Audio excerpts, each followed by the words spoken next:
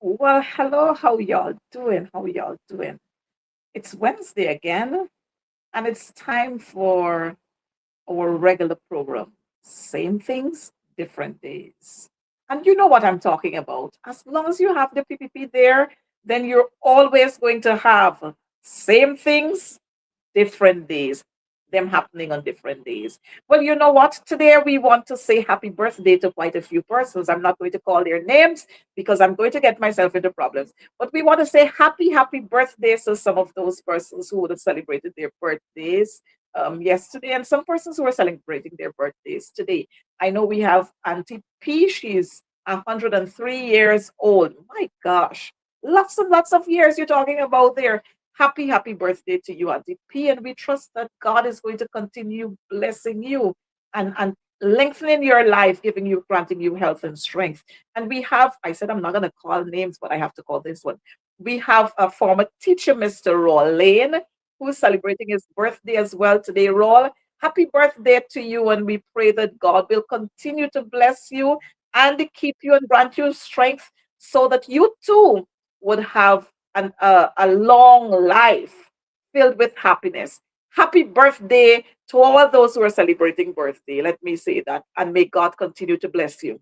Of course, I want to send out shout outs to our teachers who are in school at this time, those who are preparing their pupils for the final lap before the grade 6 examinations, and to our teachers who are preparing our grade 11 students for the final lap before they start writing the CSEC exams. We want to pray that God will bring back to their remembrance what they would have learned earlier during the years at school so that they can be successful at the exams. Of course, we need to do a little tapping up there and patting and so on, and reminding them that one, you need not be nervous. Just it's just like if you're in class and you're writing a test. So don't be nervous. We want you to do well. We want to be proud, feel extremely proud. And so go there and do your best. And to our teachers who would have worked so hard with our students and our pupils, we want to thank you so much. We can't continue to, we can't pay you, as a matter of fact. And there's no amount of thank you that we can say to those teachers for doing what they've been doing over the years. Of course, with the meager salaries that they're receiving, of course, with the conditions under which they have to work many days, and of course, with some of those rowdy officers that they have to deal with from time to time, and the amount of work and pressure that they're putting on you without even offering you an incentive for what you do every day and all the days. And yes, of course, we have to thank our parents who have been working with our children over the years, ensuring that they get to school, ensuring that they have their workbooks and their pencils and their pens and everything else that you've been doing to prepare our children for the exams that is approaching very soon. Of course, the CSEC would have started, some of the subject areas would have started. So we are waiting for the bulk of it to start pretty soon. So congratulations to those who celebrated birthday, and thank you to our parents and to our teachers who have been working so hard with our children. But we're going to get into today. Today is just like any other day, but it's a little different where we would have had lots of rain starting, I think sometime after 1 this morning. And I'm seeing they're advising us that with this rain, we are going to have some flooding. Flooding.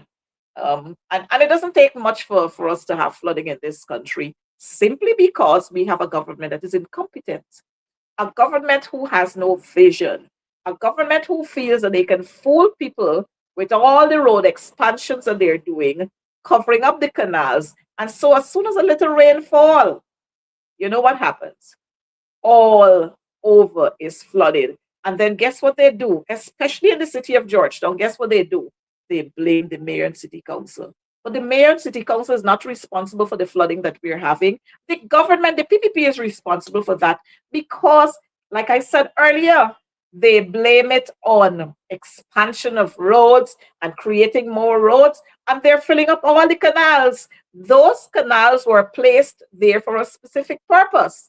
So when you fill the canals to do road expansion, where you expect the water to go, the water must settle the land. So that is what is going to happen, and we have to be mindful because we are stepping into our May-June period, which is a period of plenty rainfall. So we're going to see much more of it. And of course, yes, we're going to have our girl out there, Priya Manik Chand, the Minister of Local Government and Regional Development. We're going to have her there, blah, blah, blah, blah, blah, and all over the place again, talking about it's the mayor and city council. Man, you know the story. And then she's going to come decked out in her coat and her long boots. And so while many Guyanese citizens have to be treading in that water, the dirty water, and Anil will come with his long boots walking, leaving the dry road and walking on some water by the pave there and so on. And all of them you will see out there parading themselves. But they don't want to resolve the issues that we're having. They don't want to resolve the issues because Priya Manik Chand, for one, if she wanted to have these issues resolved, then the first thing she would go out there to do is to say to all of those big businessmen, pay up your rates and taxes.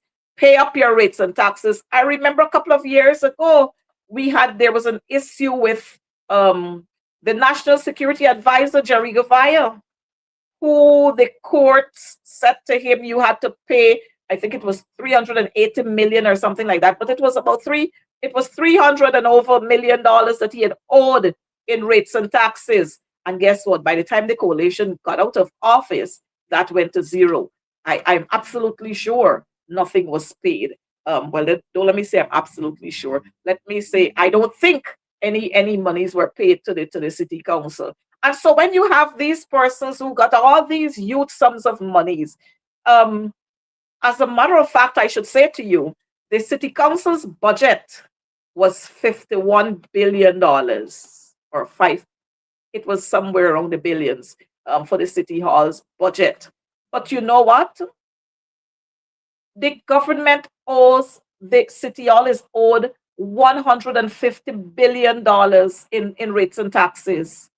$150 billion they're owed in rates and taxes. So now, viewers, you would understand if those monies were paid to the city council, then the city council would have one, enough equipment, two, they'll have enough staff, and the three, citizens in Georgetown would have been happier if those monies were paid. So let me use this forum to encourage all of us to go out there and pay up our rates and taxes. Don't bother with the government. Let's pay up our rates and taxes because you know what their aim is? And they're moving very slowly at it. First, they've taken over 32 streets. Schools are in my thoughts. 32 streets.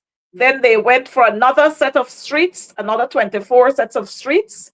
And if you look at the streets that they have decided to take over, are the streets that can help the city council to accumulate some funding. They've taken those streets over. So how do you expect the city hall to function and function effectively if you take away the streets? And they've taken away those streets under the pretext that, city hall not maintaining the streets. How would they maintain the streets, Priya? You tell me. How are they going to maintain the streets? They can pull hairs from somewhere. They can pull leaves from somewhere. They can pick up grass from somewhere to maintain those streets. You have to get finances to maintain the streets. And if you're not getting finances, then what you expect to happen? So again, I want to say to you, don't fall for the traps. Don't fall for the PPP and their foolishness. Their aim, like the president said just the other day, Irfan Ali said it just the other day when he went to declare open. And you notice all these roads, expansions and so on, every road they're going to declare open. But they're not going to show you the roads 3 months after They're not going to show you the roads 6 months after. So it's a whole lot of cock and bull story they're doing. All kind of incompetent contractors they're hiring to do these roads. And 3 months after, you're seeing huge holes, breakaway, all kinds of things. Well, I'm going to be monitoring the Aubrey Barker Road. So when he went there, he said to them, oh, people want to say that taking over the streets is politics. It's not politics. But of course, it is their desire to have a PPP controlled city council. So if you're having a PPP controlled city council, it means nobody will have a say. We can't talk anymore. We'll have more garbage piled up in our yards, in front of our yards. Don't talk about what happens in the schools, especially in Georgetown. You pass now by Brigham Secondary School, you'll see what is happening. Pass by St. Margaret's. You pass along Wolford Avenue, you'll see what I'm talking about. So when they take over this city, man, you know what is going to happen. But I know it has started raining. And we want to see what they are going to do. The government is supposed to be helping, but the government don't want to help. What the government want to do, like they would normally do, stifle any organization that is anti-PPP. That's what they do all the time. Any organization that is anti-PPP, they look to stifle you. And then they go out there and make all kinds of criticisms about you as if you don't know what you're about, which in fact, it is the government, this same regime, this same government that continue to rig elections, this very government are the ones who continue to stifle organizations as long as you're anti-government. And so we would want to make aware all our citizens in Georgetown, our citizens in Linden, our citizens in New Amsterdam, because those are some of the citizens who are suffering. Because you know what? In those three areas, New Amsterdam City Council, the City Council in Georgetown, and the one in Linden, where you have their control, they have the majority of APNU members who make up that entity. And so they're stifling those entities. They're stifling the people there. Mark me. If you allow the PPP to continue to fool you, cat will eat your dinner.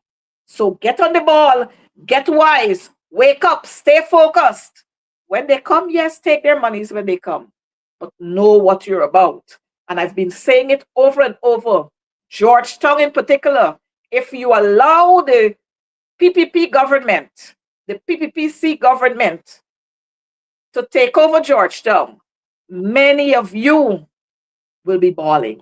Many of you will be shouting. Many of you will have nowhere to live because if you owe rates and taxes, they will take your properties away. So mark my word, don't allow the fooling to continue. Don't allow them to come and cast shadows in front of your face, because a leopard never loses his spot. A snake will always be a snake. And that's who the PPP would have been to this country. Snakes. And, I read just the other day where they were saying, snakes don't hiss any longer.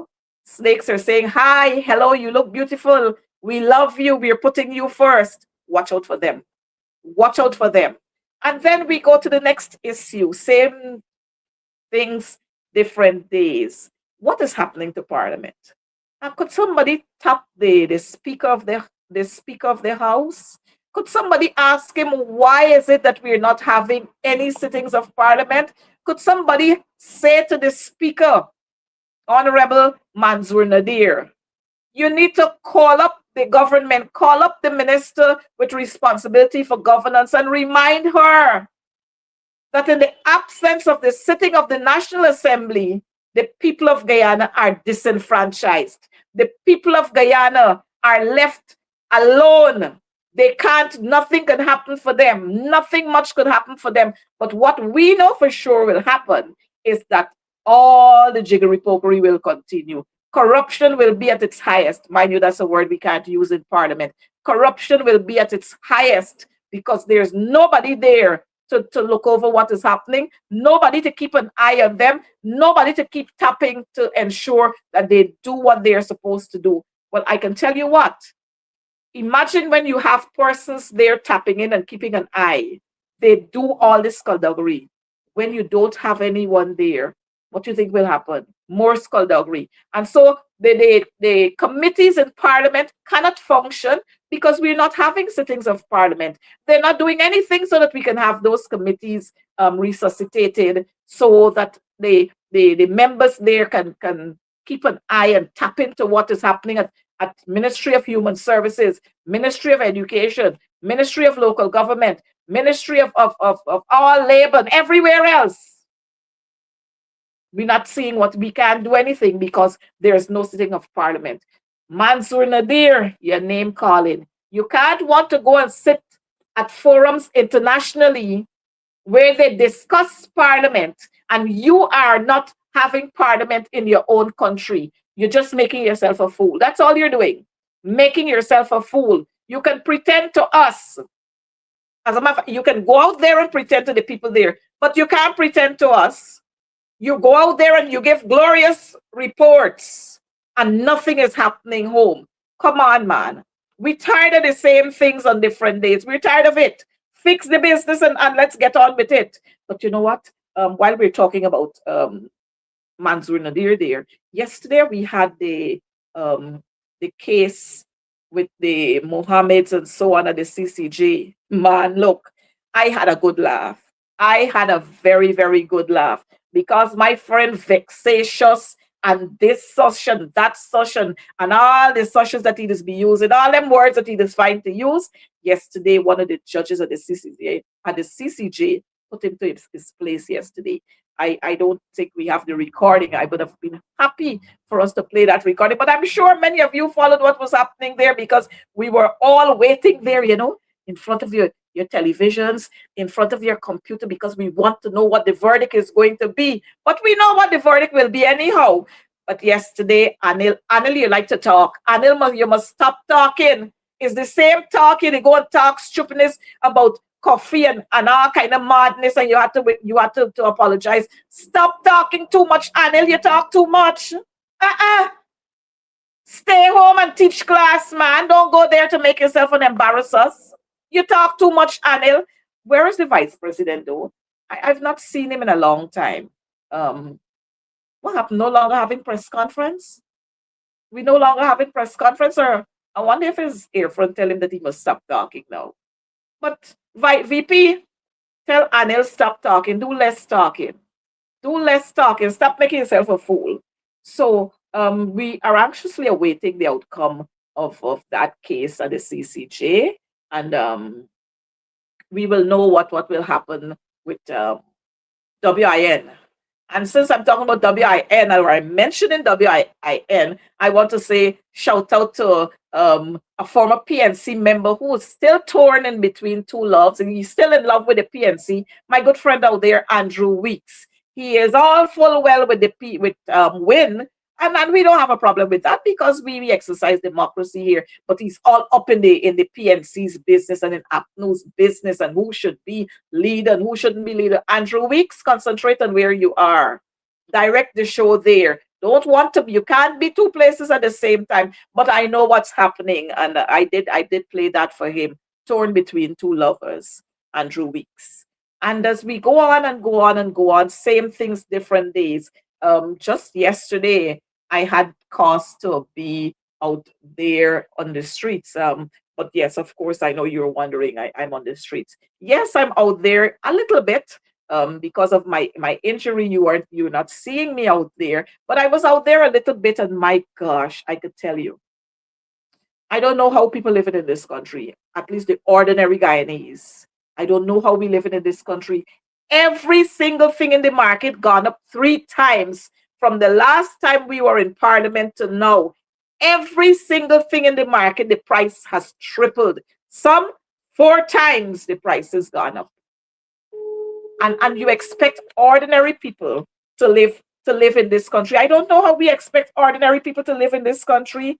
I just don't know how we expect ordinary people. I know we're going to have MP Flu joining us in just a short while, but tell me, how is it that persons who are working for $85,000 How they making out? They got to pay rent, they got to pay transportation, they got to eat, they got to wear, they got all the bills to pay. How these people making out? How these people making out? We got those who drawing $140,000.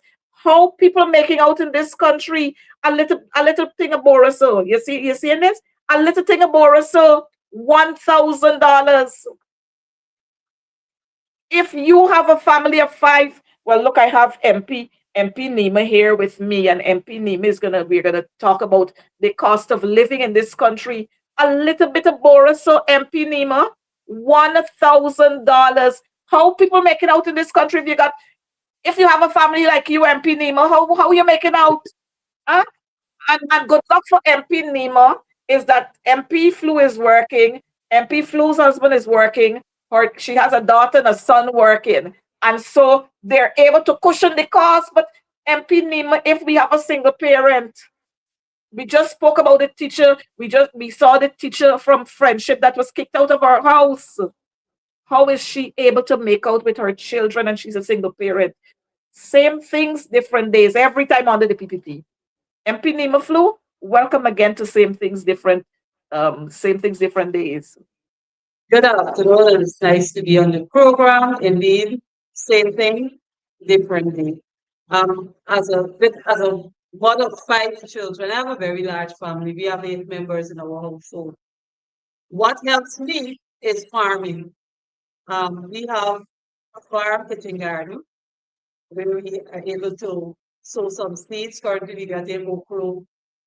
We have some shallot. We have fruit trees around which we use to help with the fruits. And we do vegetables, and also we purchase items from within our community from persons who plant things. If correct, got some borage yard and too much, we exchange and pay correct for some, or we just exchange vegetables, barter system.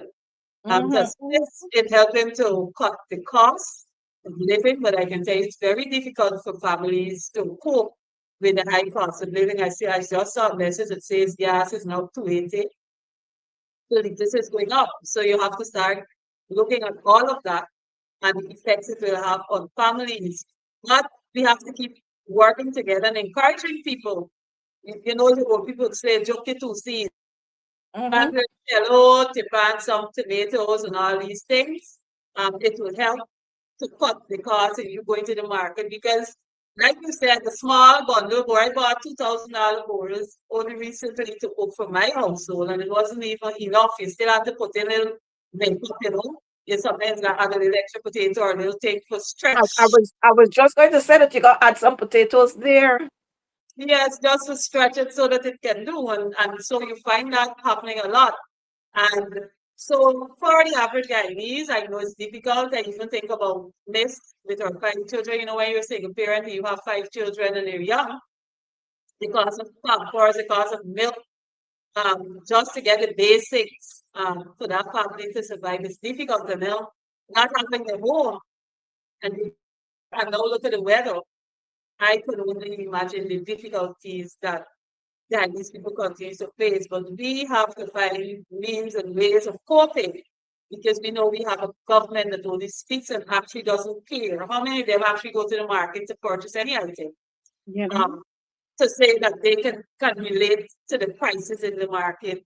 How many of them actually go and line up to get anything? They don't, so they can't relate. So if you're out there, you're going to do the shopping. Every week I shop because you gotta shop for your family, and every week you have to find a little more money or buy less to Mhm. survive. But when you're living on a budget, it's another difficult. And we know they don't get paid any day of the month. You get paid one time a month and you have to cope with it.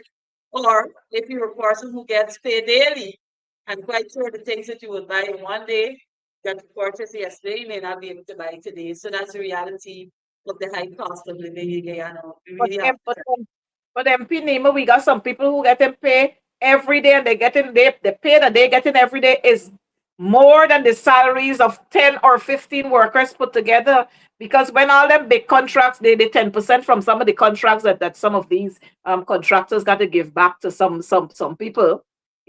Every day they getting pay. I'm hearing there are allegations of life gun license being sold. There are allegations of all kind of thing, paying monies to get tint. We can come to that part just now. But it just goes to show that every year you hear the PPP, this corrupt regime, this murderous regime, this thieving regime. Every day you hear them talk about how much we care about people. Look, they promised Guyanese people the cash grant since before elections. Then they tell you you're gonna get it for Christmas. Christmas come and gone. We're in the month of April, almost going to May, and still for persons to register for the cash grant is a big hassle with some people to register for the cash grant. Some people who don't have bank accounts is a whole lot of run around. People are frustrated. I don't know why they always implementing all kinds of things to frustrate Guyanese people, and then they're putting it under the pretext of, oh, we want it to be transparent, we want to have transparency, but we know that there is no transparency with the cash grant. You go into the hinterland, you know how many phantom names on them list? You go to some other places, let them tell you how many phantom names on them list, and they're collecting big monies. And outside of the cash grant, we want them to tell us how much monies they're spending all to do this transaction, because when they go into the hinterland where in some areas there is no bank, they Yeah. got to spend money for accommodation, for charter plane, for go. Then they got to spend money to eat. Then they get in a little out of pocket. Everything is about the money making for these people. Every single thing is about the money making for them. And so you can't trust them with anything they say. And the minister with responsibility for finance would come out there to say, oh, we think about, we love Guyanese and we this and we that with his short self. And all they're doing, I think he just try to make up for his height with all the amount of monies that they just try to collect. He probably making up for his height with the money, so he could put the monies one after the other and on top of his head and stretch it to give him some height. But these people are scamps, and Guyanese must understand that. So I'm Most hoping that they definitely, go right most ahead. Go right. definitely, Coretta. The yesterday I got about 6 or 7 calls, person calling to query about where exactly seniors have to go to register for this cash grant. And I'm saying, why is it that we're taking our seniors through tomorrow again? You have a list of persons collecting pension. We're Mhm. not using that list. You know the persons, how many pensioners you have. You identify areas, okay, persons within, if you're using alphabetical order or something like that with the name. When they go to collect the pension, you pay them the cash grant. Why they gotta go through this whole process of re-registering and all these things? And I'm saying you have the data there. Data is available, readily available for use. Why is it that we continue to make decisions that makes life so difficult for the seniors here in Guyana? Imagine with this when you gotta go out to register. We know the seniors, when they hear about the little pitons, they can get a little money. They can try to ensure that they reach Mhm. very early to collect this money. But you have them leave home early, and then persons in turn up on time, and they're sitting there waiting, and then sometimes they turn Hungry up at the and getting venue. bad. See Yeah, themselves falling down. we But need to do better. We need to show more respect for our seniors. I'm but you disturbed by that. you recognize this is a trump card for the PPP. I hear them talk about stories that Burnham used to have them line up for oil and this and that and the other. I wonder if it's Burnham got the people lining up till now. Because every time you pass the post offices when it's time for pension, you see long lines there with the pensioners. They ain't even got a bench. They ain't even got a cooler with some water to give to the pensioners when they go there. Don't talk about NIS. Don't talk about NIS. Just the other day, we saw an ambulance picking up an elderly woman. I mean, these are little things. They got plenty money in this country. Look how much was this last budget. But yet, you can't put systems in place that would make our senior citizens comfortable. Those who are disabled to go and get the monies is another hassle. The people are already differently abled, and you're still putting hassling, putting systems that will give them a hassle. And then they talk about putting people first. Which set of people? It got to be the friends, the families, the favorites, and the flatterers. Got to be that group of people that you're making comfortable. And it's disgusting. It is disgusting. But let me say to our people, you still have an opportunity to right the wrong. You still have an opportunity.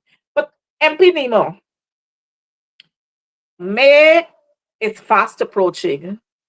May 26th is a significant day for us. I see the PPP they launched the Jubilee celebrated. They launched the Jubilee plan and so on, so on, so on, so on. Today they're trying to figure out, what really they're doing. I've seen our entertainers, some of our local entertainers bemoaning it that they have been left out, no consultation. Well, we know that's a thing with the PPP, a trump card for them. No consultation. They put together and they run out there. I mean, 60 is a big thing. 60 is a big number. We didn't get there by flying overnight. It was hard work and hard labor, sweat and tears for us to have gotten our independence. And now for you to take the independence, our 60th year, and carry the flag raising. Mind you, I'm not saying that we should not allow every grouping of Guyanese in every region or every district or wherever to have an experience. But come on, there's something called sense. And for 60, we should plan 60 where lots and lots and lots of Guyanese will have the opportunity to be part of this momentous occasion. But occasion. we've seen the plans gone to Fort Island. I think it's Fort Island they're going to. Your thoughts on that? Because I know we got a minister of sports, youth culture and sports, and we got an associate minister, an assistant minister, whatever you want to call him. Like the two of them didn't understand what they're about. Well, like I said, I've expressed my dissatisfaction when I saw the program that was launched for Guyana's 60th independence. And the impression I get after listening to some of the presentation made is that Guyana just began. And so it's all about what is happening now. But for 60 years, you would expect a cultural program that brings a flair of what Guyana has been for 60 years in terms of our culture, our identity. Who are we as a people of Guyana? Who are Guyanese people? What is unique about being Guyanese compared to that of the world? And at 60, we ought to really bring out who we are as a people. But when you look at the program, I'm thinking, what is stinking dirty um, about Guyanese people? You have a boat cruise or something like that. How does that But MP Nima, let me ask you, how does stink and dirty relate? Well, I shouldn't ask that impact question these? because if you notice, under the PPP, everything is stink and dirty. The city stink and dirty. The country areas stink and dirty. Governance stink and dirty. The murders stink and dirty. The rape and sodomy stink and dirty. So I could understand why they're promoting stink and dirty. I could understand that. I could understand. But is I that you know, when I Shen was Jagan and LFS Burnham went there to meet with the Queen and when they were having all of these meetings and fighting for our independence, I can't remember reading anything about stink and dirty, but that is the people, the PPP, that stink and the dirty, the mind stink, them stink, everything about them stink and dirty. No wonder they're promoting stink and dirty. I mean, it is so mind-boggling. I'm sure a simple thing. Guyana gained independence from um, the colony. Now you have the courtyard, the big courtyard where they have there now that is all a big thing for them, a big location on Parade Street. As part of Guyana's Jubilee, they should have had an exhibit there about Guyana from colonization to independence. They could have done an exhibit under that theme where people could have gone and see what was the monies used before independence, the symbols and all these different things, and you have an exhibition done there. And if possible, you have a show there to speak about these areas of our history, still part of our history. Then you have Guyana's independence when we gain our independence. You have the area like the National Park, that could be used to bring alive, you know, when we had gained independence, what changed. So you could have had a transition, the courtyard showing just before independence, what we use, the symbols and all of that. That persons could have gone over to the national park, and there you can view when we gained independence in 1960. As I speak, even my skin growing just talking about it because I'm so passionate about this culture and identity of who we are as a Guyanese people. Have the national park display all these things that happen. Have another area you identify Guyanese persons who would have made significant contributions to the development of Guyana in the 60 years as an independent nation, set up another area like that. So persons could have move around and get a full we should have had a picture, a visual picture from the exhibits and all that that will be ongoing to tell us about Guyana 60th. We have person in the creative industry that can bring Mhm, all of that alive. I'm mhm. looking at this program and saying, you got a music festival, a night of music. You should have had all the years. Can every decade reflect the type of music and the singers and the artists that Man, we had look, during this time to bring in? And but we're not it, seeing that. What it we're is seeing it is simple, is Nemo. It sad. is It is simple. sad. It They is have no vision. It is simple. They have no vision because you and I know we have in our country, we have citizens who are in the music industry, citizens who are in the theater industry. We got citizens who doing poetry, acting, dance. We got them all over this country, everywhere. Stand-up comedians, all we got over the years. We got the Yoruba singers over 50 years. This band has been around. We got Charmin Blackman. We got Kwesi Ace. We got Jomo Primo. You got Adrian Dutchin. You got now coming. Now we got coming on the scene now. We got Calvin Barnett and the girl Tunisia, whatever is her name. And you got Tamika, Tamika Marshall. And so we have people to span those years. Why can't we not have a night of the legends and or nights of the legends and you do the different genre of music? Why? But the PPP just stink and dirty because they don't want to recognize our people. They don't want to recognize, especially if you're not singing to their tune, they don't want to recognize you. In every single region of this country, we should have had two or three activities or four activities in every single region in this country because we got the monies. But you know what? They want to keep it to fill their pockets, to fill their own pockets. And you're going to see huge budgets for these events. And when you turn up there, water wash stories, stink and dirty, skin up your meaty, there's them kind of foolishness. And that's what they like. That's what they like. Wicked set of people. And we got to call them out. we most definitely have to call them out and hope that somebody in the good mind will sit down and look. We got the National Culture Center. We should have had a play taking place for our 60th and so forth. There's so much. Guyana got the human resources. We have the artists and everything in all these different areas that can bring Guyana alive in the arts at 60. At Yeah. 60, I've been encouraging persons, I think for our 60th, every Guyanese should fly the golden arrowhead on their homes.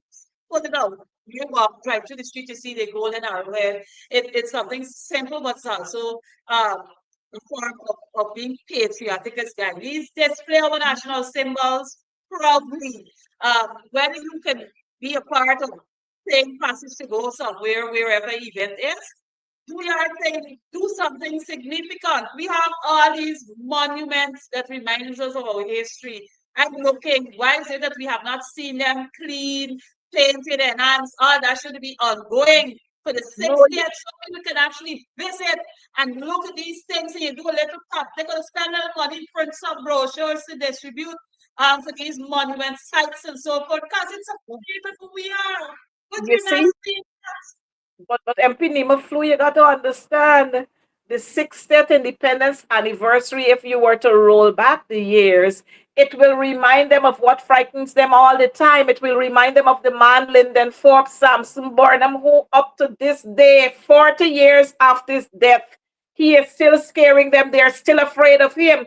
So, like you were saying, all now we should have seen the National Cultural Center bright as a bulb. All now we should have seen Durban Park. As a government, it is not what the previous government did. You're not concerned about it. As a government, your job is to keep following on and building on what was there. But no, everything is about the PPP.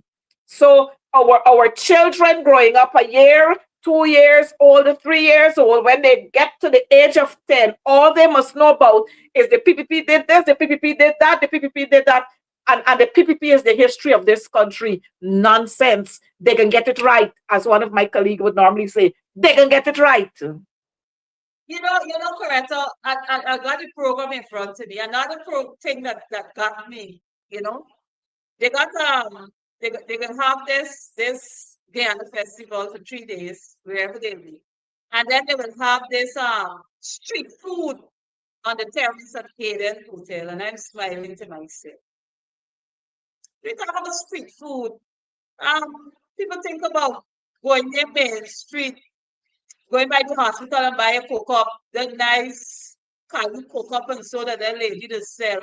I mean, if you talk about street food, I hope that they're having local businesses, people who's not only sell on the streets, probably going and sell all this food in front of Hayden Hotel for people. I hope that's the concept, because when you talk about street food, as we're thinking about where you could go pick up a good China, good Polori, somebody pushing a cart and selling the boys who sell this China and puri and these kinds of things, Why But couldn't we you know, use parade ground and that stretch there on Michael Street? Why couldn't we use Coffee Square and we line off tents there and we have our street food or whatever food you're calling it?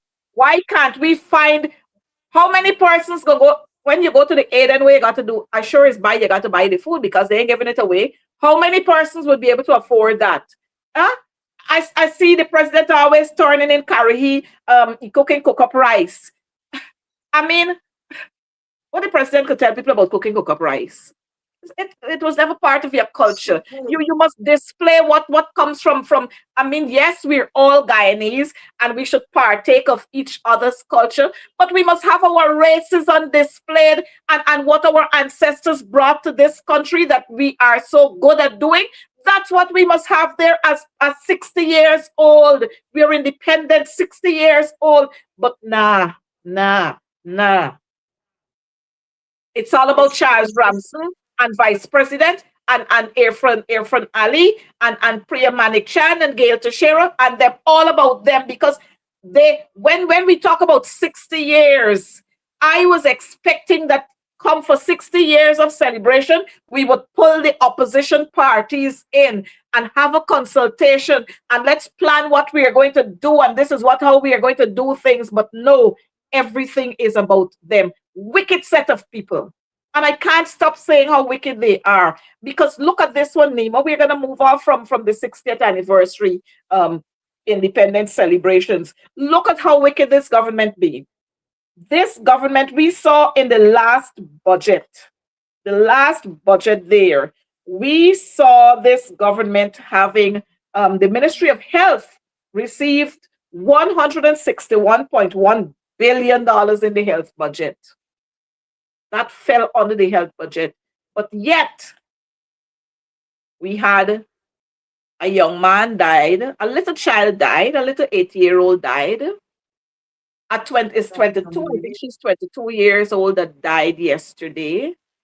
We have another little child who is seeking funding for a serious medical issue.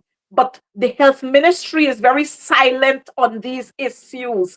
Health ministry, you're not seeing them coming out. I mean, what is it for the government of Guyana to come out and offer when it's 7 million or 8 million or $9 million? Y'all just thief more than that. Why you can't give that to our citizens so that they can afford it, they can get better medical treatment? Because we're not offering it here. You're not offering it here. but we prefer our people to die. And many others died. Many others have died because they couldn't come up with these monies. Yes, persons gave here and gave there, but they couldn't come up with the total. So children and adults and who are Guyanese have died. But you know what? When they get sick, all of them flying out the country. All of them gone by their business when they get sick.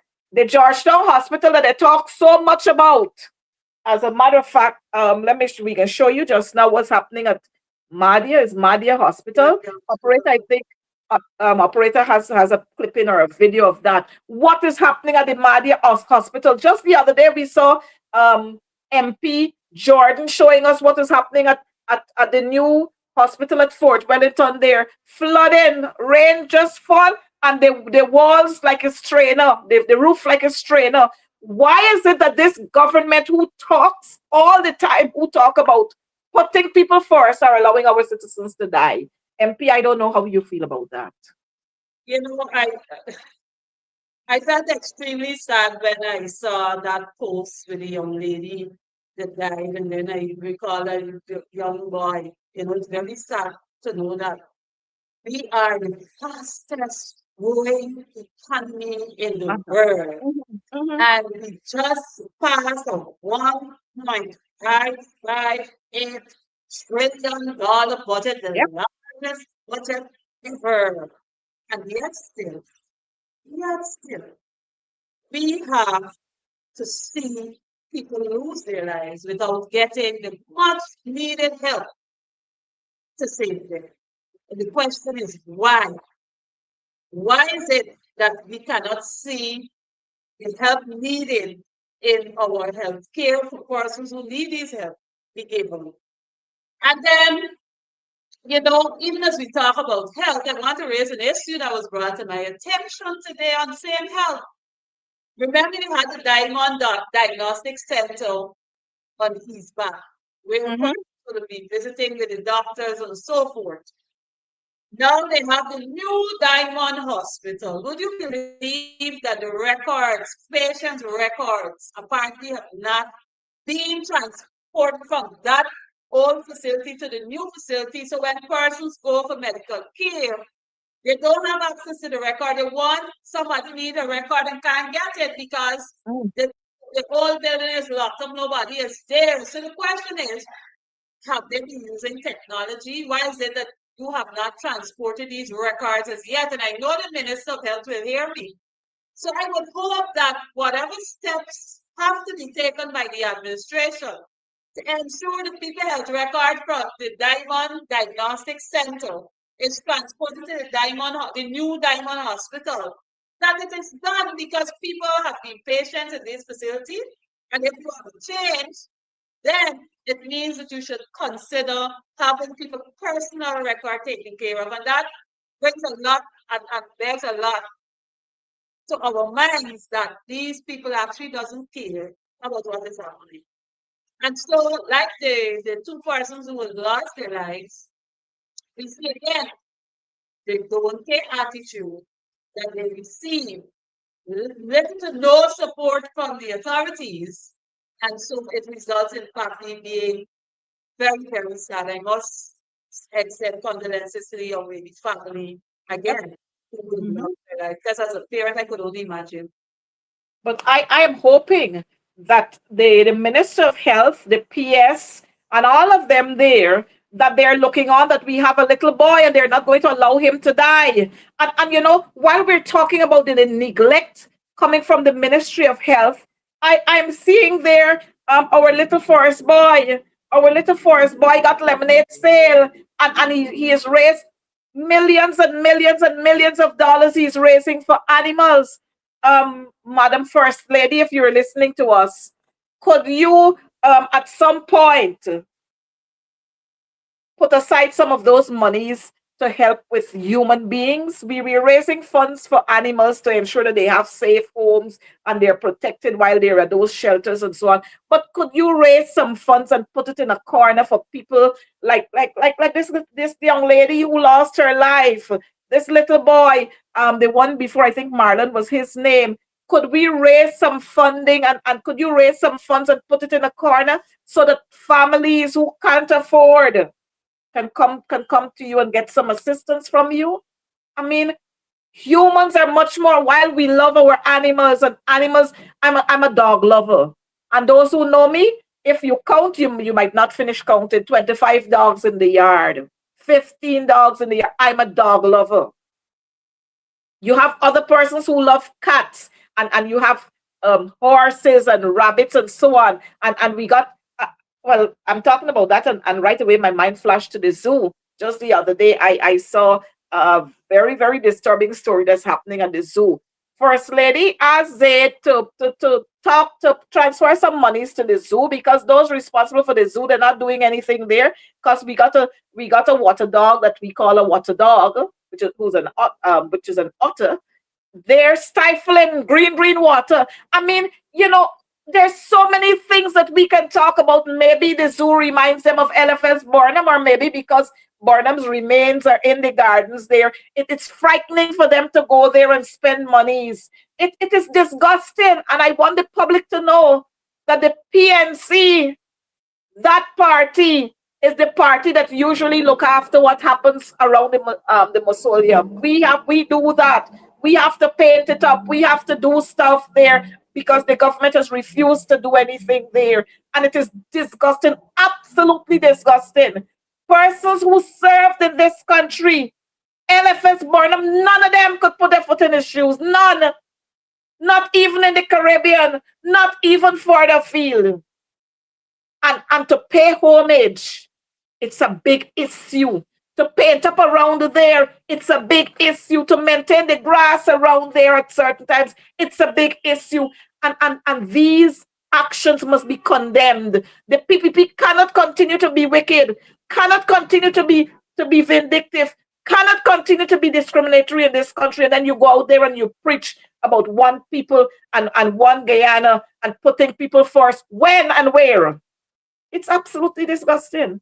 And we cannot continue like that. We have to talk about it. And Guyanese, I keep saying to you, too often you are being fooled by these people. It is the government's obligation to fix the roads.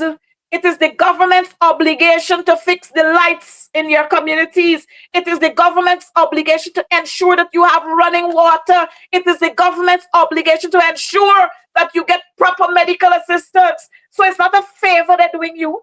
It's not a favor. So when they come around to tell you, you see what we're doing, you see we're doing this, you see what, it is their obligation to do it. They all live big, fat, and comfortable off of our backs.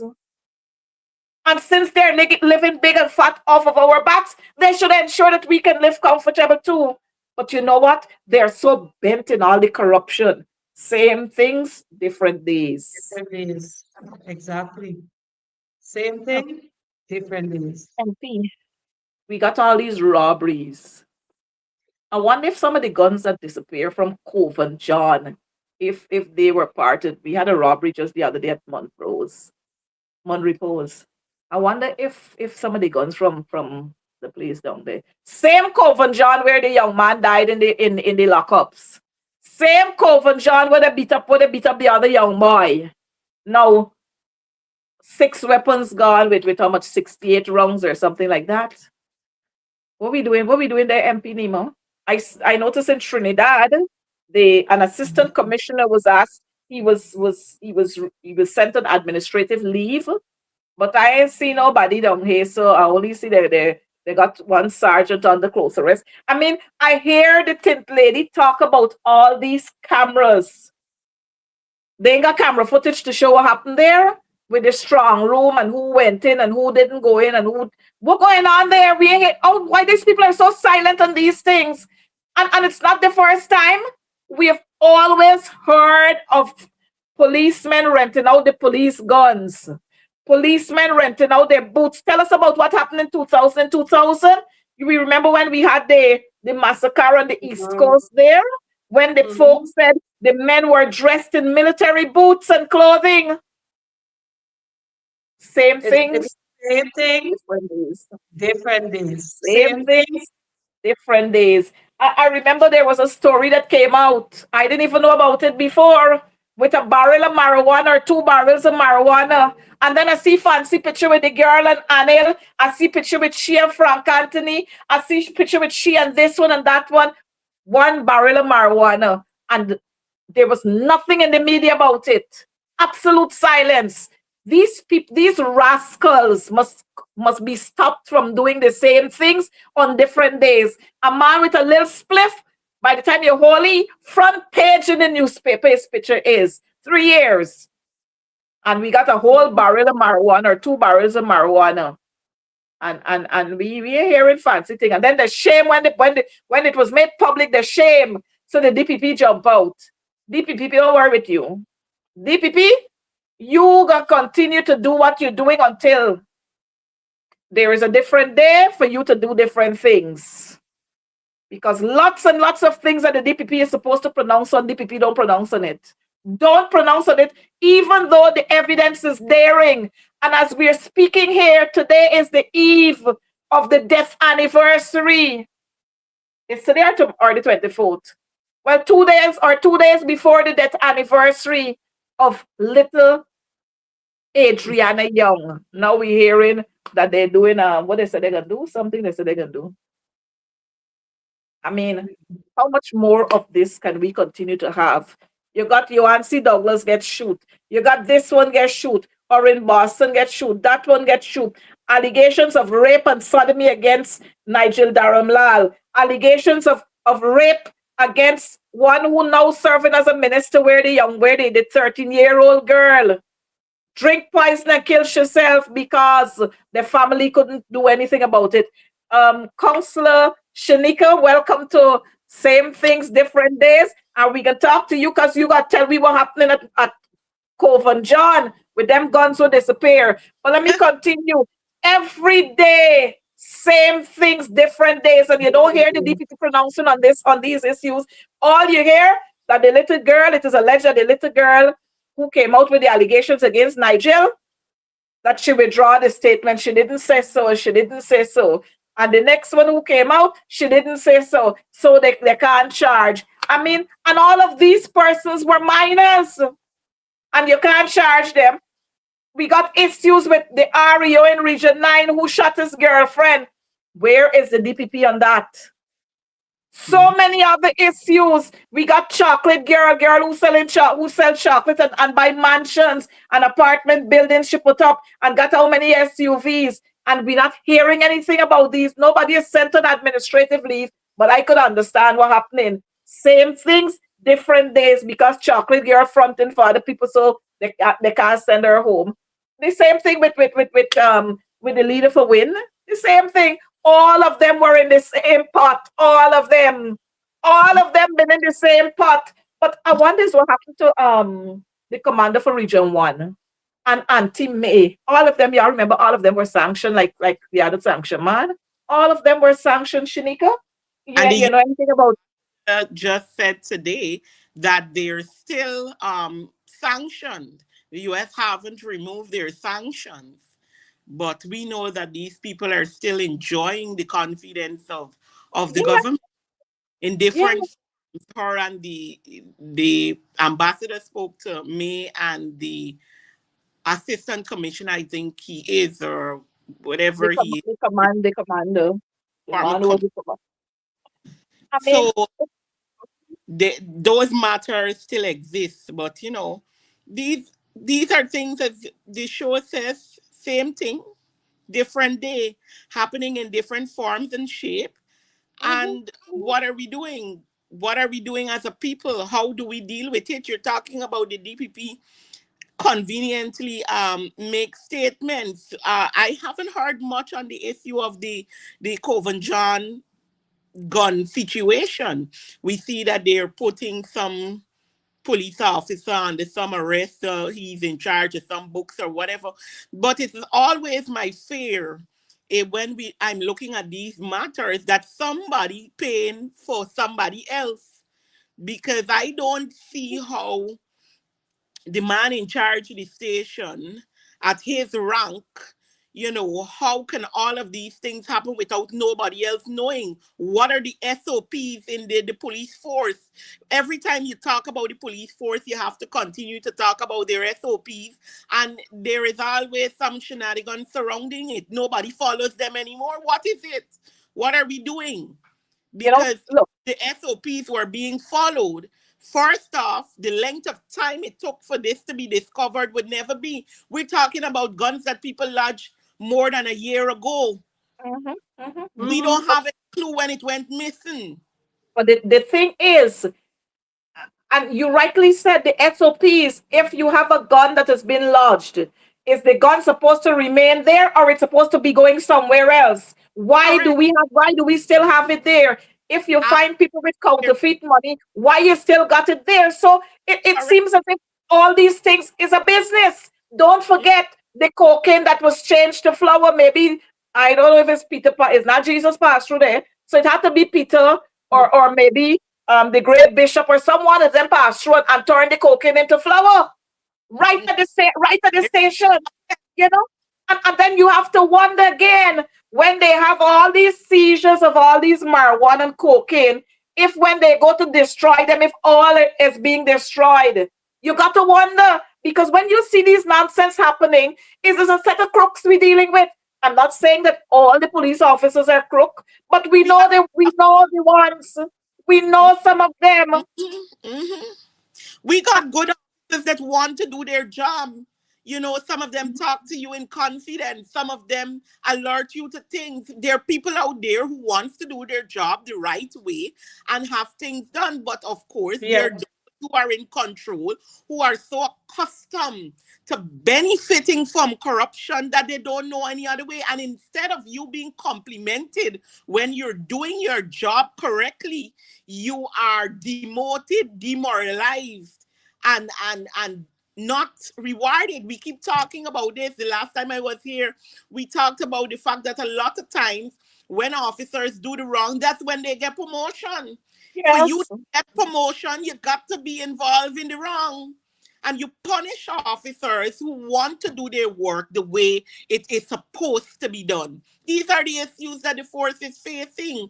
And this is the Yes. reality of why a lot of things are happening in our country and can be corrected no matter how much we call for investigations, because people are not allowed to do their job.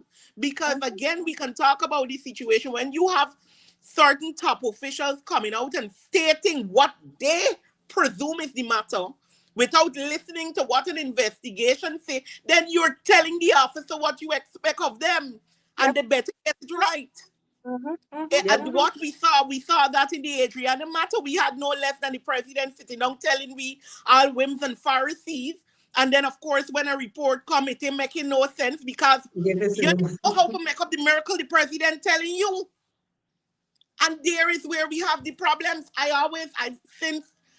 Since I'm a teenager looking on at problems and things that involve the government, one thing I know for sure, and that people see government that don't know for doing investigation. Because they say if you could commit a crime, you're supposed to know how to cover it. I remember having a relative of my father killed. He was a police officer in Berbice, and they said that he shot himself twice. I don't know if commit suicide and get two gunshot wounds.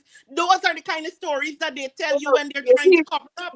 you didn't get it right, Shanika. It's two guns he used. He used two guns. That Two Mhm. too. guns. That too. Two separate Right. guns. And And all his went out at the family went same time. all out to get investigations done to counter what the government was saying. But how do they fight the government? And these are the problems we have. Don't forget we had the bodyguard, is it the driver for Anil Nandilal, who they said he committed suicide, and we never heard anything. Where is the gun? What gun he used? Nothing, nothing. We don't know anything about that. So You want is a whole lot of foolishness. I think we have Norris King there who's gonna join us too. So we're gonna bring him Miss on because he Restaurant, can. I want to remind you of something. I just wanted to make mention because I want to know if the public remember the things I remember. You know who is one of the famous stories that never came out my head that was told by the government and the police and everybody, and I still today want to answer? Where is Tanisha Morgan? I remember the story. Well, you know what? You are bringing it on here, but I have it for another forum. But we're gonna talk about it. Where is she? I Where is she? remember tales that we were told every morning you're waking up at this water side, and we were told that she was the reason for all the chaos and all the murders. I heard you talk about Lucy, and that's why I'm recalling this situation and all Mhm, these things that happened in Bartica. You know, he was so her lover was so upset, and these were the reasons that this young lady went missing with this baby, this whole baby that she was yep, pregnant. Mm. All of that ended. This man eventually died. We know nothing more. We never hear. We never even know if there was a Tanisha Morgan mhm, to this mhm. day. To this I day. wish somebody could tell me if there was a Tanisha Morgan, or if there was, where is she today? Is she okay? Is that baby okay? How old Mm. is the baby now? You know, Well, it. I'm talking about a story that I'm sure is about 15 years or more. So that Mhm, child has to mhm, be a very big child at this mhm, stage. mhm, mhm, mhm. You So know, it's just amazing, and I can use an ill word, and it's just vexatious that we have to listen to these kinds of foolishness. We had the Henry Boys, Harry Singh, and so many others, and all we are hearing is no stones will be left unturned. No stones will be left unturned. Let me tell the all people. Good Friday, done come, it gone. We had Good Friday, Saturday, Easter Sunday, gone. Lazarus, his stone was removed, his stone was removed, and Lazarus was raised from the dead. I don't know, maybe it's the goodly bishop that got to roll them stones because the president saying no stones will be left unturned. The stones are still lying there. So the goodly bishop better go and raise and move those stones so that oh we can Lord, get that grief. to the bottom of these issues to find out who really did to those boys what they did to them and so many others. Not only the two of them. Look, we got the famous black clothes boss, Leon Fraser. Huh? When they told us that Leon Fraser was shot somewhere on the highway by suicide site somewhere there. And the people said when the body turned up at Likens funeral parlor, not a Okay, drop of sand. Not a drop of sand. correct, correct. I mean, what? Huh? They tell How we much? man so well trained, pushy head in a vehicle. We think escape is one get one bullet he head. Like One who bullet they is it? talking to? Mhm. No, no. And the thing is, they want to give us the impression that it was Leon alone. Maybe Mhm. he went to do some kind of bartering or negotiating. Like, you remember when they called out Blackie London and then Mm, they shot him? Maybe yeah, Leon went to do that. He went to negotiate and he alone went there. He left his squad at some point and he alone went there. Maybe who knows?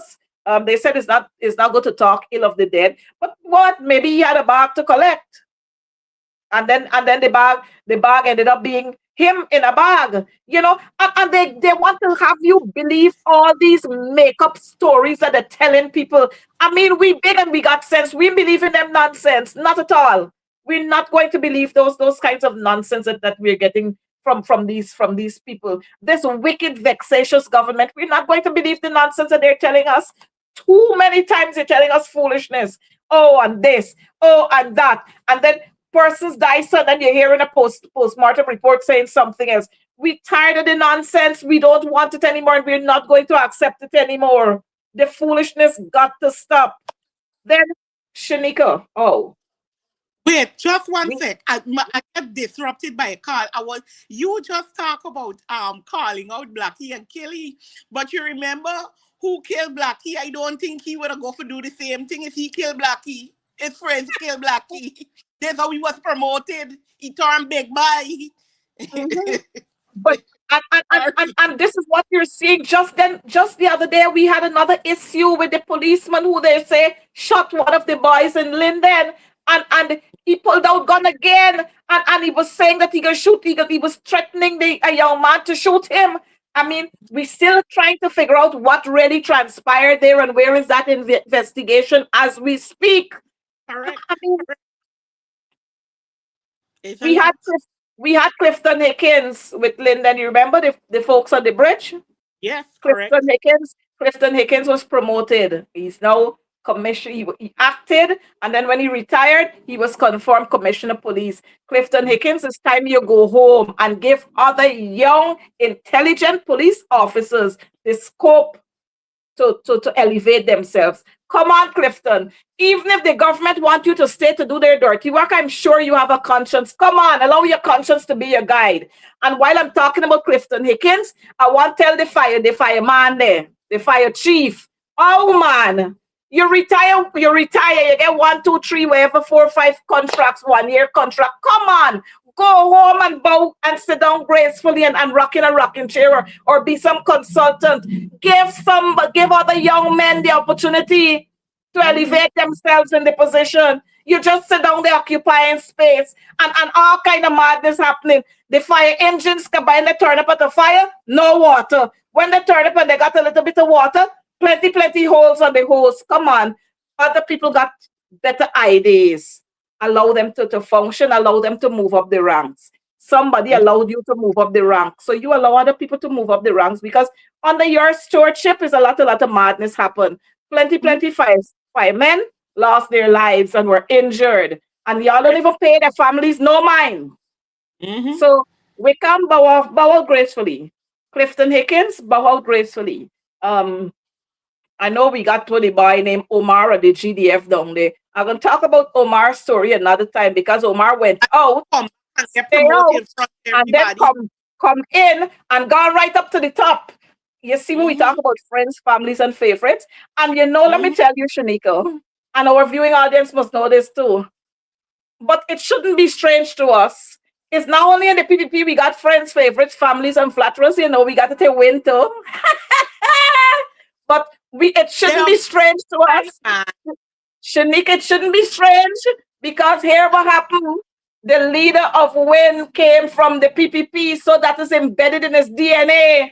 So in WIN, we got friends, families, favorites, and flatterers. And so WIN, just like the PPP, um they're not mindful of experience. They like Mm-hmm. to push Experience nothing. anybody anybody. Experience is not valuable to them. They're just like those of the Ministry of Education, Saddam Hussein and them, where Mm-hmm. experience is not valid any longer. So what Saddam they did there for the 2026, the criteria, one of the criteria for promotion is, they've changed where, as a trained teacher, you were entitled to 2 points for every year of trained service. What they've done now, they pull it down, and for every 5 years that you're trained, 1 point for promotion, 1 point. So they want now to bring up persons who are not experienced and put them over the experienced people. So it's a family thing, eh? Once you're a PPP, you're grouped into this thing. So experience doesn't matter. And so with all the issues, and these are issues that we have to talk about. We can't sideline this. We got to talk about it. Quiet. When talk about how much they care for the people, but by the time he was elected opposition leader, and I can tell you, everybody they're talking about Aubrey Norton this, Aubrey Norton don't do this, Aubrey Norton don't do that. What the opposition leader doing now? We doing jump out and he attack Susan because he and Susan got personal issues. Jump out, he attack Mustafa because he and Mustafa's son got issues. Jump out, but the people who he's supposed to be sharing the issues and sharing how they acquire their wealth illegally, he ain't attacking them at all. So by the time he became leader of the opposition, the first thing he set out to do was to attack the three opposition commissioners. Whether you're right or you're wrong, there is a word called consultation. There is a word called succession planning. And you can't jump out and want to pull people out, and then you're asking the entity that you're pulling them from to give you guidance on how to do this and how to do. You're stupid if you're doing that. Very stupid, and I have no apologies for saying that. You see, as citizens, we must learn. What is my name? The opposition leader He ain't interested in your well-being. He interested in saving himself. And I have to say it. He is interested in saving himself. Look how many atrocities would have happened to many, many citizens since he became the opposition leader. What did he do? You What know, has he done? Huh? Dr. Dexter Todd, I believe, at our last press conference, put it over in a beautiful way, and he asked the question. Because when this party came in, we heard all the things they were going to do for the people. He became opposition leader. And a lot of the things that people chastise the PNC for, Yes. chastise the Mhm. for, they have not been done to date by that party. But what we saw and we're seeing in all the time in the domain of social media is an attack on only certain sets of people, which That's includes true. PNPR. And Dexter Yes. talked beautifully. He said if you actually cared about what was happening in GCOM, and that's what rests on my mind, I have never heard them call for Claudette to go. I No, never heard them organize a protest despite they said they want no. done and they're cheated out of the leadership and the presidency of this country. They have not organized one protest there, but the only protest that have ever been organized by them is the protest for To go to the courts. to To go go to to the the court. When he go into the court and when he would have been court and stop arrested. with it. That's the only time you see protest actions. But when it That's the comes to only the time. Hmm? your main and sole goal is to remove all of the opposition representation on GCOM that has Yeah. been there. The people who have been highlighting and fighting for years and years for the rights of the people of this And, country. and, and, and And the people Shanika, have victimized. Shanika, Shanika, you need to add the same commissioners who helped them. The same commissioners who helped them. Correct. Because they don't know from hell to Bullfoot. I want to talk about this. A lot of people, they say a lot of things. And this attack on Miss Carol, I'm not just talking about it because she is a member of our party. But you know what? Miss Carol became came into that position, and it wasn't just the leader of the opposition who had to agree. It was all the parties, the opposition parties at the time that had to agree. And she was the most qualified. But this woman has been fighting for the rights of people in our country from from a teenager all her life. That is what she has been doing. And That she is was not important. targeted and attacked. He's talking about this That extradition. She that is before the court for how many charges? Over more than 10 years, and she's been just dealing with it. Nobody went and protest nowhere for her, and she has kept keeping the fire to the feet of the PPP at GCOM there. And that mhm. is the person you want to come and attack. Well, You haven't had a conversation. You my don't know, you're Shanika, tired and to Shanika, want to go. Shanika, you're missing the boss. It's friends, families, favorites, and flatters. It transfer.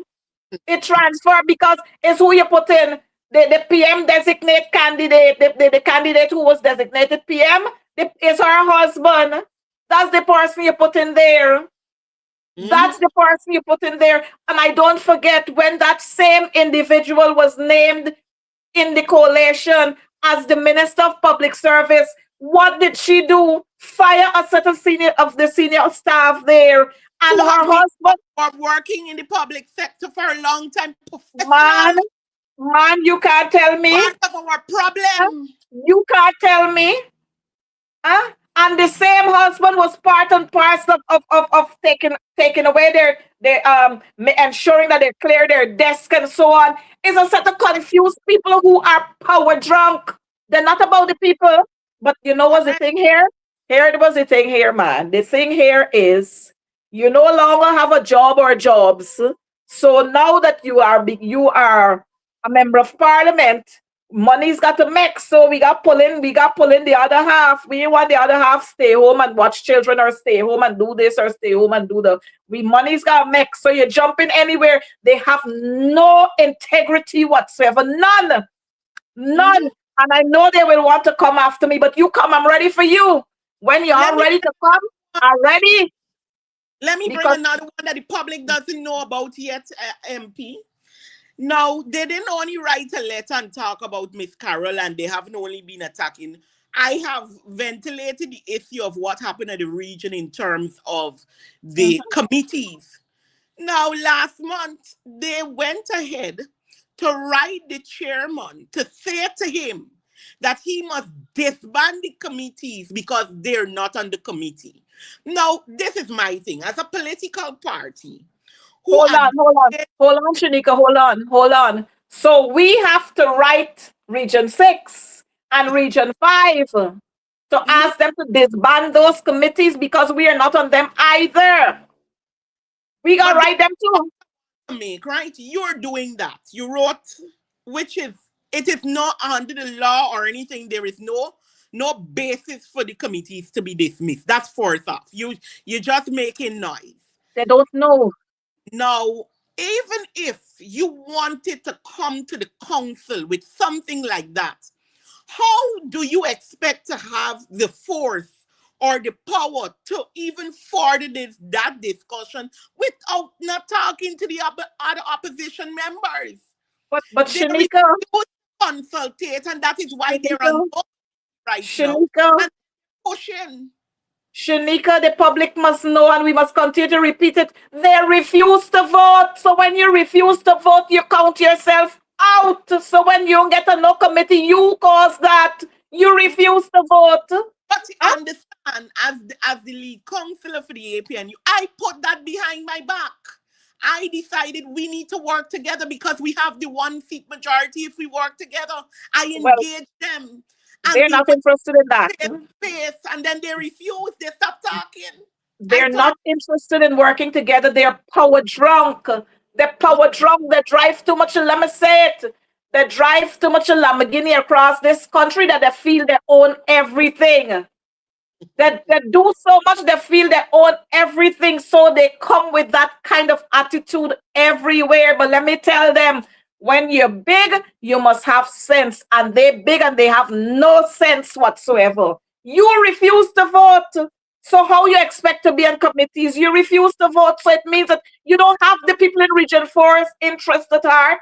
So why are you complaining now? And then you want to jump to talk about, oh, the APNU and the PPP working together to sideline you and to keep you out. What did you do in Region 5?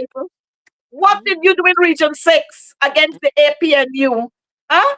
And you talk about, oh, what we did in Region 8. What did you do? What did you do in Region 7? Give us a break. Please win. Pass. Pass. Give us a break. yeah, Concentrate on the bigger things that are in front of you. Imagine no call for Claudette Singh to resign, no clean voters list, no biometrics, but you want to remove Vincent and Miss Charles Corbin and was the other guy name? I can't even remember the other guy name. yeah, Trotman. truck. Desmond Yes. Trotman. You want to remove the three of them when you couldn't get your way there. And this the public must know, this boy behaving like them little child, as according to Anil. Anil says a little child trapped in a big man body. Behave like a little child. When you can't get your way one side, you jump to another side. So you jump to Carol now, Carol Smith Joseph. You jump there now. But I want you to understand, when you high and mighty, you just fall down hard and you fall in. You fall in, It's and a it's only a matter of time. And so while I'm on that again, let me say hi and good afternoon to Andrew Weeks, who is torn between two loves, or torn between two lovers. Because he would win, and he always talking about the APNU and the PNC and that's all this conversation. What should be happening there, and what Andrew Weeks stay with win. You start you drifting all the time. And let me say to you, any person who jumping from party to party to party, watch them. Anybody who jumping from party to party to party, you call them grasshoppers, you call them frogs. What they do is jump somewhere because they think that the grass is greener there. And you check Win Party, almost all of them from the Win Party jump from one party to another to another. You check them and let them come. I'm ready for them. I will continue, and I'm proud to say it. I will continue to be a member of the PNCR. I ain't have nowhere to go. They ain't got no amount of monies that can say, Coretta, come, we gonna buy you. They ain't got no amount of talks that can move Coretta from where she is, because you know what? I stand on principles. Prince. The PPP have none. Mm-hmm. Any organization that is anti-PPP, they want to kill you. They do everything in their power. And as I speak, I want to talk, and it brings me to the issue with the Guyana Teachers Union. The High Court ruled, the Appeals Court ruled when they went to the Appeals Court, and up to today, they can't reinstate the deduction of the Jews. Anil, that's why the judge had to tell you, we tell you yesterday, you know too much. Them law books that you were supposed to read, maybe you boil it and you drink the water, but it's not that you were supposed to do. These people are wicked. The same thing they did with the GPSU, the same thing they did with the Bauxite Workers Union. All they're doing is concentrating on GAU and the FITOG arm, and those unions that fall, NASI and them that fall on the FITOG, those are the unions that they're promoting. And you'd want to tell me that you're putting people first? Where? They're stifling the teachers because the teachers came out and protested against them. In 2018, when we took industrial action, they supported it because Priya was putting up on our Facebook page all the time, encouraging teachers to come out and support their union and to stand up against the government. And when the same teachers turned back and stand up Now it's against very Priya good. and her government, she got a problem with it. And you want to stifle people, citizens and viewers and everybody watching. I want you to understand, a leopard doesn't change its spots. So the PTP will never be nice Mm. to you. Never be nice to you. You know how many hundreds of young men lost their lives, and how many are still accounted for? How many you couldn't have you hadn't the chance to identify them? You know how many of them lost their lives? Huh? And you're running behind these You people? know, I tell people, right, when Glenn Lal was carrying on his mission, oh, the PPP is bad, and oh, he was paying people to go out and protest, I said to them one thing, and I hold the same view about the Win Party. When his workers were murdered, he would have been said to know who would have sponsored it. And not one day did he come out and call for the proper investigation and for Nope, his workers to nope. get the justice that they deserve. And I said to them then, until he opens his mouth and talks about that, I don't care. Nothing else that comes out of his mouth. Likewise, Ajudin Mohammed, who was with the PPP all his years, they know nothing, nothing, nothing. Let her come and We tell me about those we things. we saw I we want to saw the know with 20 the people we to saw the 20 mil burial. we saw the $20 million check. Come out and tell us who killed Courtney Crummy Wing. We want to know. Come and tell us. We want Let to us know talk about those who things, and killed then I can Azadi, engage. who killed Adriana Young. We want to know why up to a day like today we never heard a word from Azardine on the Mucka issue when they bulldozed those people's place on Caneview Avenue. Why up to a day like today zip from Azardine? Why? Because he was part and parcel of it. The $20 million check, you remember the $20 million check? Azardine was part and parcel of everything that went on during the 2020 elections. You remember was his vehicle was being used? Huh? And his Hello, men so were being used. let me tell the public this story. I never talk yet. But it is in the public domain, but it was not brought up of recent. I sit sometimes and I listen to the hypocrisy. The eve of election 2020, I received a call while on the East Coast that there was some skullduggery happening at the school in Albertown. And I, Shanika, went with my vehicle down to that Yep. place, only Mhm. to find Ashdeen and his crew St. attempting Ambrose to collect Primary. ballot boxes that St. they were not Ambrose supposed to Primary. collect. Correct. St. And I Ambrose was the one Primary. who went live and demanded when his father came with his many vehicles and bodyguards to remove them. I said they're not going anywhere unless they're going in a police vehicle. And I went live and I St. behaved bad. St. Ambrose Primary was the Seven school. of them were taken into the Alberton police station. I have all the footage still. Seven of them. And And that matter nothing. was dropped after the government changed. But let me say this, when that happened, I was followed for 3 days until my key disappeared and I had to change my whole lock on my door because I wasn't going to take it lightly. And it was only then one of their vehicles stopped following me. So Ajidine, Mohammed, and the crew can't bluff me. They can't So bluff me and no so day. now so now I got the evidence. you come now to play Saint Peter and talk about political victimization and political victimization because you decide to run for office. Political what? Look, get from here. Get from here. Don't come to tell us foolishness. But we got to talk about this tint lady. This lady that's so busy with tint and got all these police on the streets with tint and tint and tint and tint. I wonder if it's tint caused her son to plunge in the trench so with the government Mm-hmm. vehicle. And I hear nothing from she, not a word, not a statement from the police. But you see, it's correct to McDonald's vehicle, they plunge in the trench. She would have had to do Mm-hmm. breathalyzer test. Her vehicle would have had to remain there. Then the police got to come. They could take 46,000 pictures. Then they could carry her to the station. Then she'd be charged. But I ain't hearing nothing. Clifton Hickens, where are you? Mm-hmm. Commander A Division, where are you? Mr. Watts, where are you? Um, Traffic chief, where are you? Why y'all so dumb and silent on these matters? Huh? And you know, when the policemen crash the vehicles and tell you that the policemen got to repair the vehicles, I wonder if Minister Onage Waldron repairing the government vehicle that my taxpayers dollar had to put there to buy it. I wonder. Huh? You see, these people again, same thing, different days. And then the boy is so compulsory and said, Mommy told me to stay at home, but I disobeyed.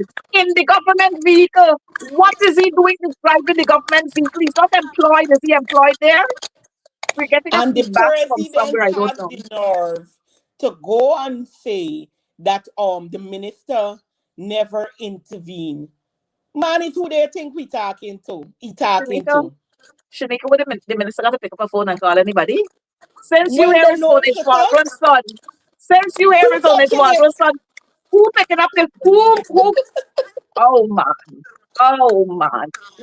It's the same thing. You remember when the president told us that the minister of whose tourism now the minister explained to him where she got her wealth from and he believed her. But he got to say those Mm-hmm. things because these are the people who fronting for him. And I'm hearing some rumors that these are the people who will stand up in cabinet meeting for him because they got fraction within them. This one for presidential candidate, that one, that other fraction got somebody else for president. So it's Priya, I hear it running for president. Javier want Priya for presidential candidate. So I hear it, I said it. And Efron want Susan. I don't know if Susan is uncle, auntie, uncle, aunt, whatever Susan, but it's Susan that he wants for presidential candidate. And so that is why they got to cover up. They got to cover up for each other. But it's disgusting. Mm-hmm. Very, very disgusting. And we got to speak about it. We have to talk about it. Why is it? Why is it that you're saying that the minister has not intervened? Why you're saying that the minister did not intervene? Nonsense. Nonsense. Huh? Nonsense that the minister did not intervene. The minister ain't got to say nothing. And she has no moral authority to tell anybody else across this country anything. Nothing she can tell nobody else across this country because in the first place, when Onage became a minister, she lied. She lied. She had to be sworn in twice. That's the kind of deceptive and deceitful people we playing with across this country. She ain't got no authority to tell anybody anything. Then her son, accident again, where a woman died when the vehicle ran into a minibus. The woman died. And now accident again I wondering if it's a tint. I am wondering if it's the tint caused this accident, because this big thing on tint and tint and tint and tint and tint. They don't want tint in the vehicle of a certain percentage. It must be this and it must be that. And y'all got y'all friends, family, your children, your grandchildren, mother-in-law, what all of them driving wrong in dark, dark tint. What go for one must go for all. If you don't want a certain percentage of tint on the ordinary Guyanese vehicle, you must lead by showing the example. You don't come around here and tell us, Correct. oh, you got exemptions and why we must have exemptions if y'all are the government for all? Why you having exemptions? But don't worry, And she said, don't government. call she what goes for one goes for all, but your vehicle still everything. I tell And you, not even I the one that was permitted by law. I enable with these people. But Minister Onage Waldron, you're too silent. And I am going to make the call here. You should step down, Minister Onage Waldron. You should step down, because you talking about speeding and driving. You talking about heavily tinted vehicles, and your son speeding and driving. That's how we ended up in the trench. Your son driving a heavily Mhm. tinted vehicle. Let me share with you all. The late Rashby Jackson, when his son was involved in a matter where they said he was found with marijuana, you know what he did as minister? He sent in his resignation. Nobody had to ask him. He submitted his resignation. All the allegations against Mustafa, no resignation. Mustafa come out to tell you he work all the days of his life as an honest man and hard, and this, that. And all the time then he didn't building, but now he building, now he building. Maybe the money grow. So he building now. Susan, no investigation. She wasn't asked to go and leave. Dharamlal was forced to go to resign, because every day we were out there. Maybe we have to start hitting the streets again. But I don't want to take the initiative to hit the streets. We have an opposition leader. He must take the initiative to go out there and bring out his supporters and go out there and protest and ask that Onage and Susan and Mustafa that they resign. He must go out there and do it, but no, he can go out there and do it. He got sweet skin. He can go out there and do it. Well, let me tell you, as opposition leader, you got to step up to the plate. Stepping up, it means that you're going to want resignations of people, and you're writing dismissal letter for people. Must go out there. That's what you're supposed to go out there and do. And he jump up, son, he jump up, son, he jump up. So, operator, I don't know if you have the that video to show with Madia Hospital. I don't know what is happening in this country. I don't know. I guess some of them patients, if it ain't happened yet, some of them can drown right there. Because when you see the amount of water at Madia Hospital, you want to know what is happening. Operator, if you have that vehicle, if you have that video, sorry, could you play it for us? I don't know if you have that video. If you have that video, played for us. Yes, this is the Madia Hospital. Madia Hospital flooded. Flooded. We don't know what is causing the flood. But imagine this is the hospital and the hospital flood. Then you can imagine what's going on at the schools. What's going on in some of the residents' home. And then we have the Shanika. Operator, thanks. Shanika, we got a set of deportees came into the country already.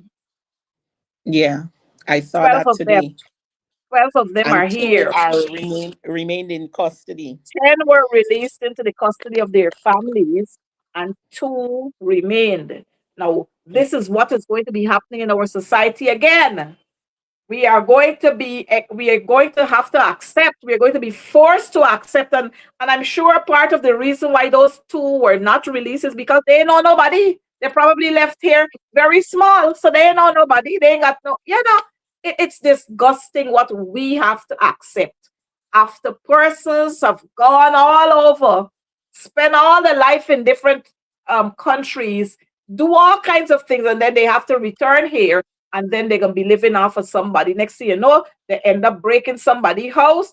They pull our little boys and lead them into a life of criminality.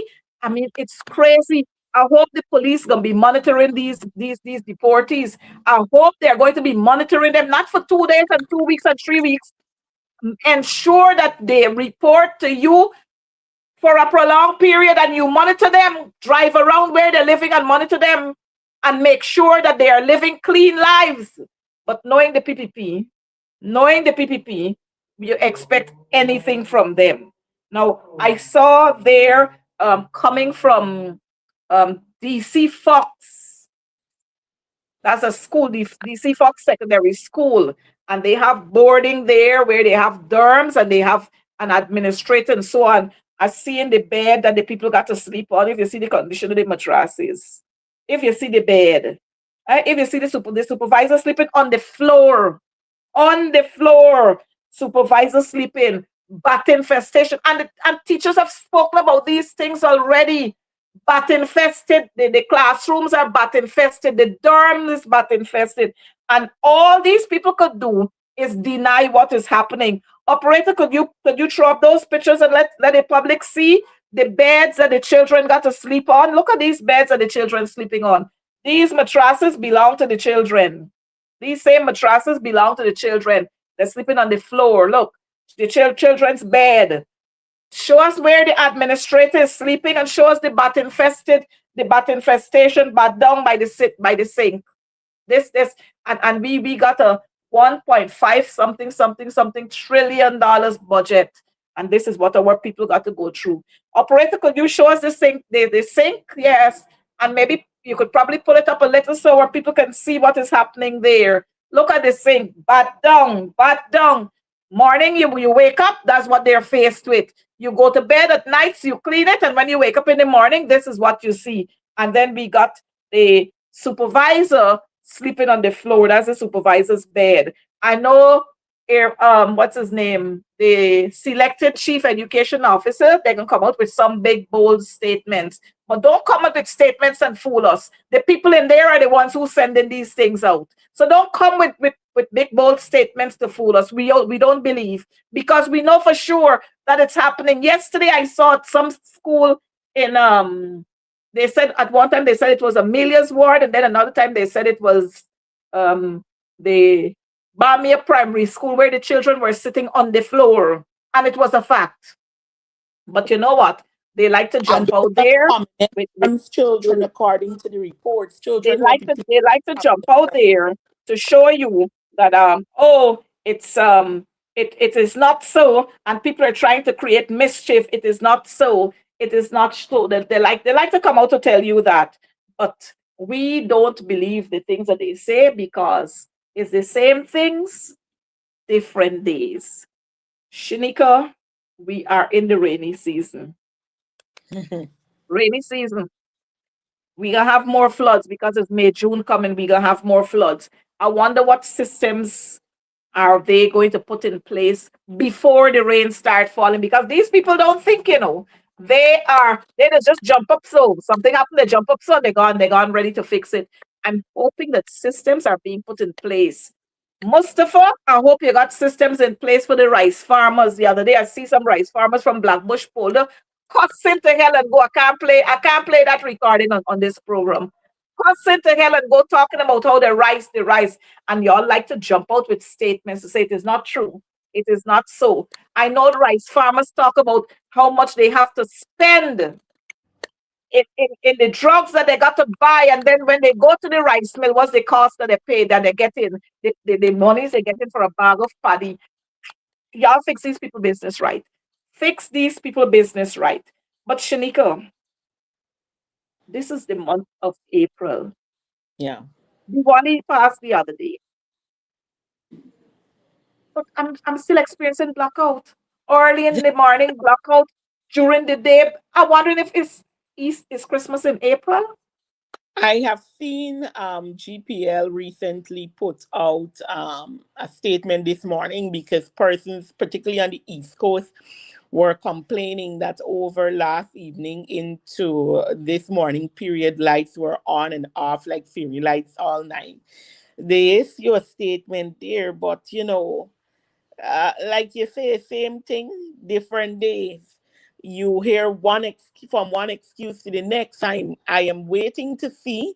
We know that there is so much implementation being done in terms of GPL, all these new what they're calling them. I can't remember the correct names, but these new poles that they're bringing all the way from the East Bank. And we're being told once this system is set up, one, we will generate more power. Two, we'll be able to use all of the power coming from the ship. Okay, And we okay. should not have blackouts. But you know, it seems like when you hear these things, all you hear in the background is that. So bear with Rena. You're forever hearing bear with Rena. You can got Mhm. take it now, take it now. And that's what we've been doing as a citizens And of this country for the we longest don't while. want We've been we don't taking. only we don't only hear that, we hear and the government doing so much for you. So we're fighting, but if you get a little blackout, the government doing so much already. Look how much things they're doing. No, I'm looking at some stuff that are popping up in a different forum, and people are saying, "Oh, we're walking and doing outreaches on the wonderfully paved roads and development that the country is seeing, and we're pretending that we're not seeing it." But you know, it bothers me sometimes, and in fact, it doesn't to some extent because I understand where some of those comments are coming from. But I always beg to ask people, one, what is the purpose of a government? What is the purpose of a government if the country is not getting development? Roads are the least parts of the things that a government is supposed to do. That's supposed to be like this. And the problem is not that the government's not building roads. I could tell you this since I'm a little girl. You know how I used to know that an election about to happen? This is not now. Since I was 6, 7, I know when an election coming, your road paved, lovely, just before the election, because And they come and tell you, "Oh, we do your road." it lasts 3 months. Same thing. And I'm saying now, we are spending so much money, develop the road, create the infrastructure that allows us to find other ways around the town. But it must be worth our money. It must be done properly. We must not be wasting the same money over and over. Because let me ask them this. If they are to spend the money that they have home, they got $100,000 with the government just give them, and it is supposed to build a cupboard for them to store food, for instance. And they just build a cupboard to store the food with $100,000. 2 months down the line, broke up. They ain't got no cupboard. They want to go and spend another 100,000. And you're gonna be spending how many 100,000 over a 5 year period, building the same thing over and over.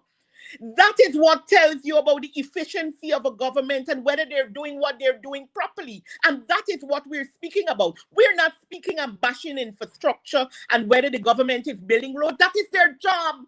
I'm not going to praise any minister for building no road. I, I will I said praise that no earlier. water go in a community. I will praise no minister for electricity. That is what they have to do. That is Mhm. what they're elected to do. Yeah. That is their Mhm. role. They are being paid. Just like when you go to work and work for money, if you don't do what the boss said, the boss got right to fire you. The boss got right to call you in a meeting and deal with you because he is paying you to do a job as a citizen of this country. That is exactly what I'm doing. I've elected, whether I elect you or not, because it is a majority case, you are there and you're being paid by taxpayers' dollars to ensure that the resources of a country take care of all of the people in the country in an efficient manner. And I don't need to praise you for that, but you need to get it right. And I have the right to call you out when you are doing it incorrectly. It is my right to do so. Because you're not just doing for me. I gotta look for my children and my children in a generation. We're living in a country. We living in your backyard. We are And, living in a country. and We are and living so in a state. and so while you're doing, you are creating generational wealth. You are For creating you, but generational wealth. no. So we have to be able to get the things must be done right, and the government, we will call you out, Mr. Opposition Leader, we will call you out too. I mean, I already sitting down in McCartney, I'm content I sit down in McCartney because I done here already. AP, and you ain't got no money, so you got the money, Opposition Leader. Put it out there. Help the people at Friendship suffering. Help them. You got money. It was said that you got monies. Huh? Mhm. Plus, you got land. Plenty land you got all over this country. Come on, donate a plot of the land that you got so that little teacher girl, um, I don't want to call her name. That little teacher girl who got the 5 children there, the 4 children who, imagine, the miss wasn't at home, her children were in the house, and the police put those children out of the house and break that property down. Mr. Opposition Leader, what part you there? Where are you when people are suffering in this country? But I understand. I understand the game you're playing, and I know for sure that quite a lot of Guyanese across this country, they understand the game you played, and you're gonna get an opportunity to play it again. They understand the game you play. You played it well, and we know that your aim and your entire objective is to destroy the PNC. But let me tell you, 62, 63 don't come just so. Ask yourself, ask your father, ask your mother, ask your other relatives. It don't come overnight. And so the PNC is a solid party. It's a solid organization. When you look at trees, you look at the mango tree. The mango tree, the shed leaves. The blossom does fall down, but what? The mango tree does still continue standing. So the PNC is an organization that will continue to stand strong. The mighty PNC will continue to stand strong. And you can fool some of the people some of the time, but you can't fool all the people all the time. I want to say that to you, and I want to say that to the PPP too. Anil, I figured now you probably got a gag order right now. You can't talk. You make yourself a comic yesterday. You can't talk. Next time, Anil, put Priya's an attorney, Sonia's an attorney, put them there. All them millions and hundreds of millions of US dollars that y'all spending on all these attorneys that y'all 16 attorneys I hear at one time, yeah. And I don't know, the people says so I repeated it because I don't have the time to run behind y'all and Azardine and Ifad and the extradition business and so on. I don't have the time. What I know is that when you do the crime, you got to do the time. I know that. And I will say that if they do the crime, then they got to do the time. And the US government will not come after anybody if they did not do wrong against the US. So, bye, bye, bye, bye, bye, happiness, something like that. This when that time come, I will say bye, bye. Have a good time. Wrong things don't go unpaid. And all those mothers who have been crying over the years, some of them are going to get their satisfaction now because y'all help to finance phantom squads and all these things. All of y'all been in the same business. All of y'all. Every day you got up, it's an execution style murder. Body find here, body find so 2 bodies find so somebody find in a car. Up to a day like today, Monica Reese, we can't know is who killed Monica Reese, but a time will come and we will know.